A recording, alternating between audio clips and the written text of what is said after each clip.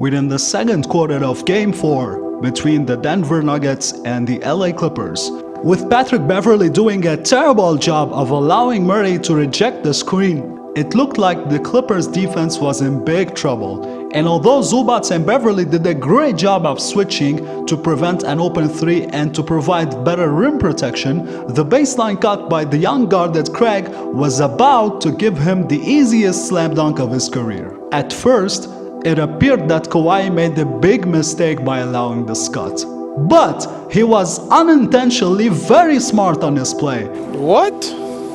As he gave up a predictable shot that would expose the ball to a shot blocker, and out of nowhere, the two-time NBA Defensive Player of the Year, who had already pulled off an absurd one-finger block in Game 3, would surprise Craig from the blind side with his enormous left hand, and used the backboard to add another devastating rejection to his highlight reel. Hi everybody, this is Anthony, and in today's NBA Talk, I'm going to break down the plays in which Kawhi Leonard took his chess game to the next level, got his revenge against the Jerami Grant who shut him down in Game 2, and destroyed the Nuggets pick-and-roll defense with his excellent court vision, his genius adjustments, and his efficient shot selection. And I'm also going to explain how his smart rotations on defense prevented easy baskets for the Nuggets and created much needed faster break points for the LA Clippers. Now before starting this video, I'd like to thank all the fans who subscribed to the channel and showed valuable support from more than 30 countries across the world with views,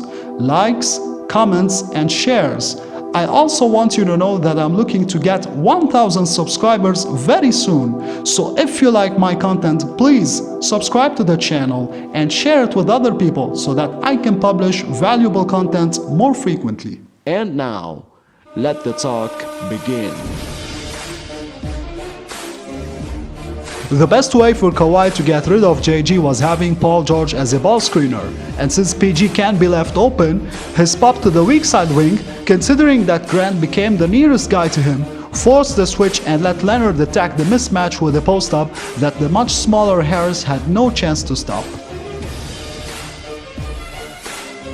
This time, the Clippers ran a side pick and roll with Kawhi and Zubac, and believe it or not, the Klaw had only made 18% of his threes in this series. Therefore, Grant understandably didn't put a hand up after the catch, gave Kawhi little space and went for the ice coverage to prevent him from using the anticipated ball screen and from going middle and to steer him into the helping Jokic. Unfortunately for the Nuggets, this strategy backfired on them and the semi-open Kawhi would start to regain his confidence from three-point land. If you're asking why the ice coverage is used against the side pick and roll, check the damage that can be made if the ball handler was allowed to use the ball screen. With Jerami Grant unaware of the smart twisted screen by Zubac, which can counter the ice coverage by the way, Kawhi got a step ahead of him and took him out of the play with a middle drive. And with Porter Jr. leaving Morris to protect the rim, Kawhi hit the wide open teammate for a corner three that could have been probably delayed if Craig had been in a better position and had stunned it to Morris. This play shows you how Kawhi has drastically improved his decision making since the terrible Game 2 that he wants you to forget. Just watch how he benefits from the step-up screen by Montrez against the ice coverage to attack Jokic at full speed to avoid his bothering body at the baseline so that he can see the weak side players when he gets there. Although Jokic and Grant played great defense and almost forced him out of bounds, his balance was just enough for his huge hand to kick the ball out to playoff B for another corner three that Murray would not delay either. Do you remember that in my Game 2 breakdown, Jerami Grant took advantage of Nikola Jokic as a rim protector who allowed him to recover for a monster block from behind on Kawhi? If you do, note that on this deep drop against the spread pick and roll, he tried to do it again. But this time, Kawhi took his chess game to the next level and got his revenge with a genius play that made JG fly like people in Shooting Stars memes. I repeat, Shooting Stars memes. Just watch how he faked the catch that could have been followed by an up fake with a super smart hop step while keeping his dribble alive. As a result, the block attempt backfired on Grant, who became out of the play, and with Jokic playing Kawhi, check out this superb awareness as he hit the unguarded roller in Montrezl Harrell with a gorgeous backwards bounce pass while falling out of bounds. In the regular season, Kawhi made 34% of his pull-up threes, which was on a league average level, and Grant had no problem going under the high ball screen to bother the potential shot with a late contest or to steer Kawhi into the available help defenders and to force him to work so hard for the right play.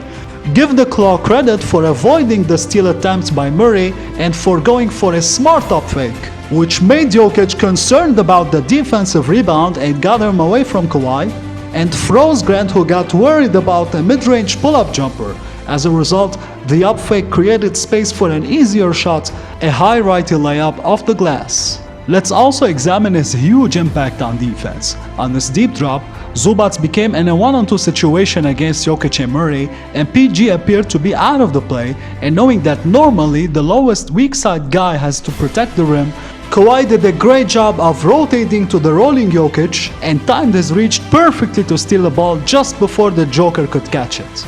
With Jokic being the primary scoring threat in the post, Kawhi came from the weak side to double team him with little time remaining on the shot clock. This timing is perfect for the Clippers, since Jokic had practically no chance to get the ball back, and Kawhi would end up getting the steal after a terrible pass from Harris.